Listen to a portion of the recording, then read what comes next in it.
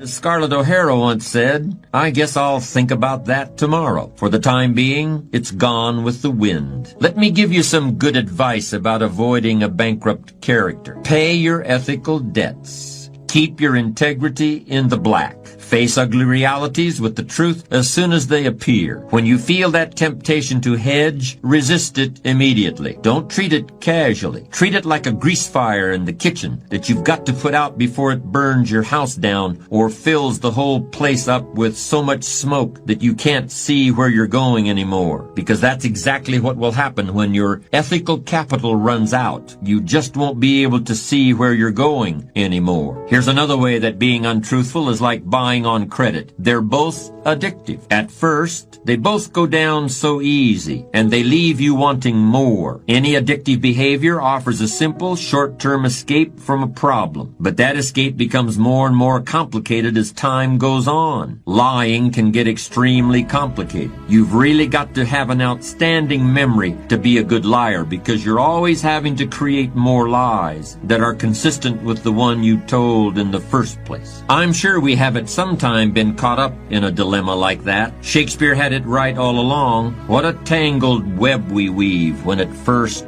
we practice to deceive. Maybe you think I'm being a bit tough here. Am I really saying that in every instance you've got to tell the truth, the whole truth, and nothing but the truth? So if somebody asks me, how are you today? I'm supposed to say, well, I gotta be honest with you, I have a sore finger. Last night I had a headache. And I've got to admit that my foot hurts a little. No, that's not what I mean. In fact, I think there are many times when some flexibility with the whole truth and nothing but the truth is called for, and I'll be discussing those later. Outright lying, however, planned lying, lying with an ulterior motive, lying for personal gain, that kind of lying is definitely something to be avoided. But untruthfulness is so tempting today, and I want to spend a little more time on it. I want to make a clear distinction between what I call foolish lying or silly lying or stupid lying and lying that is downright evil and poisonous to the character. Boasting, bombast, blarney,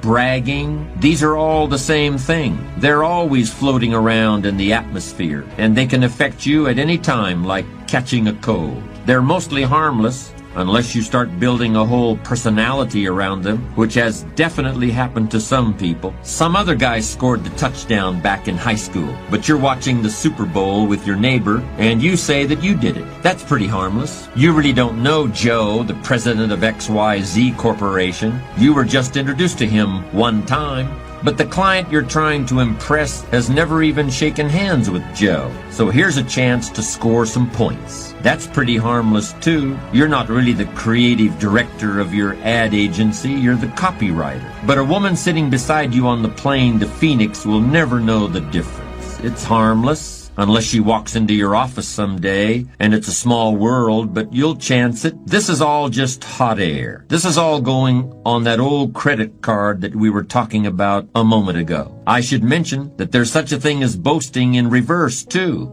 People who flaunt their frugality, people who poor-mouth, people who are oppressively ostentatious in their lack of ostentation. This is actually becoming a bit more common. Keep an eye out for it. All of this is childish trash talk, and it's usually spontaneous. It comes from succumbing to a moment of social pressure. It's not the kind of behavior that defines strong character, but even strong characters have been known to indulge in it. Ernest Hemingway was a great writer and one of the most powerful personalities of the century, but he could be reckless too. In any case, this kind of bragging and blarney should be distinguished from what I consider real lying. Real lying isn't like putting bills on the credit card. Real lying is like theft. In my opinion, a key element in this kind of real lying is the presence of planning and premeditation. If somebody is a supervisor in a corporation and he steals one of his subordinates' ideas and takes credit for it in the eyes of the CEO, that requires a whole chain of events and a conscious decision to keep the deception going through the various links in the chain. That kind of lying is theft.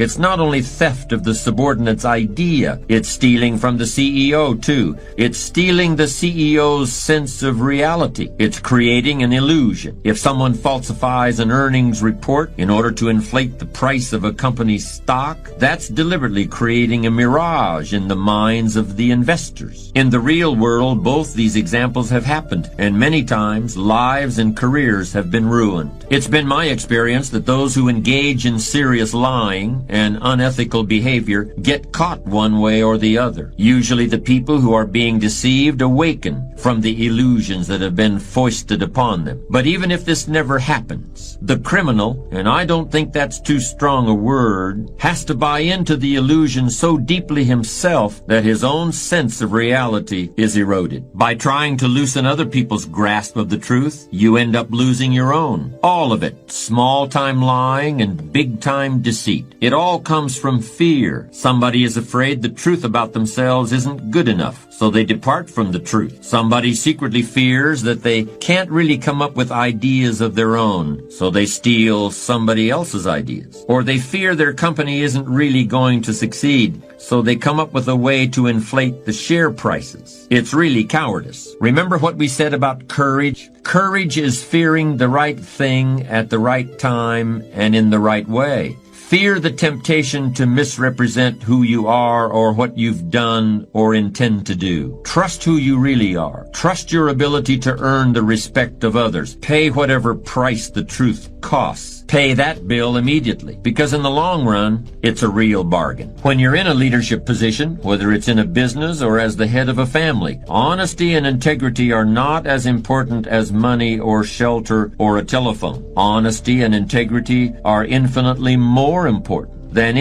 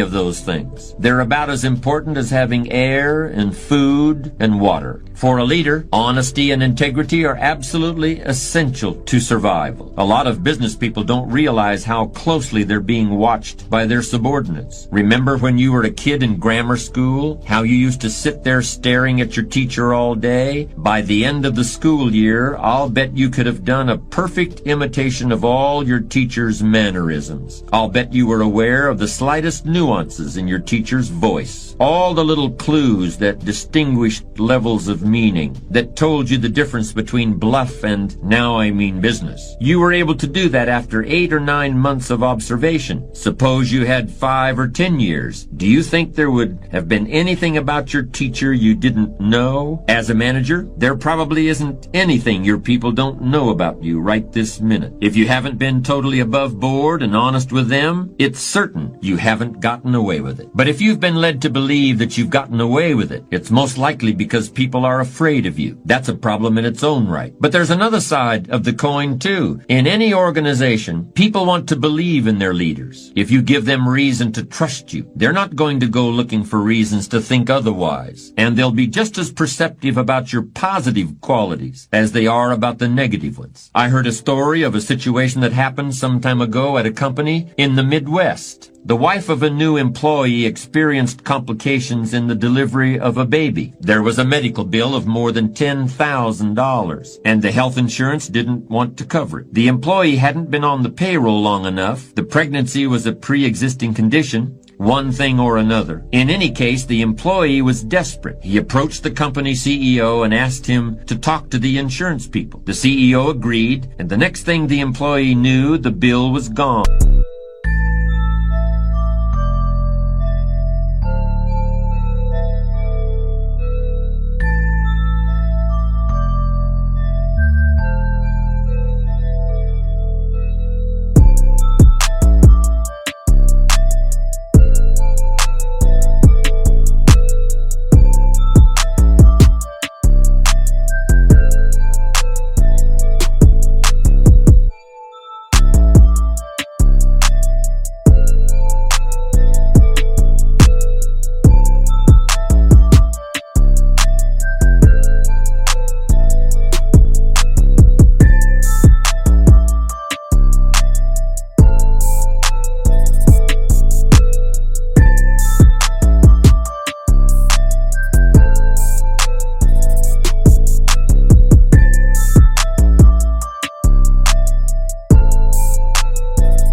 The charges were rescinded. But when he mentioned to some colleagues the way the CEO had so readily used his influence with the insurance company, they just shook their heads and smiled. The CEO had paid the bill out of his own pocket, and everybody knew it, no matter how quietly it had been done. An act of dishonesty can't be hidden, and it will instantly undermine the authority of a leader. But an act of integrity is just as obvious to all concerned. When you're in a leadership position, you have the choice of how you will be seen. But you will be seen one way or the other. Make no mistake about that.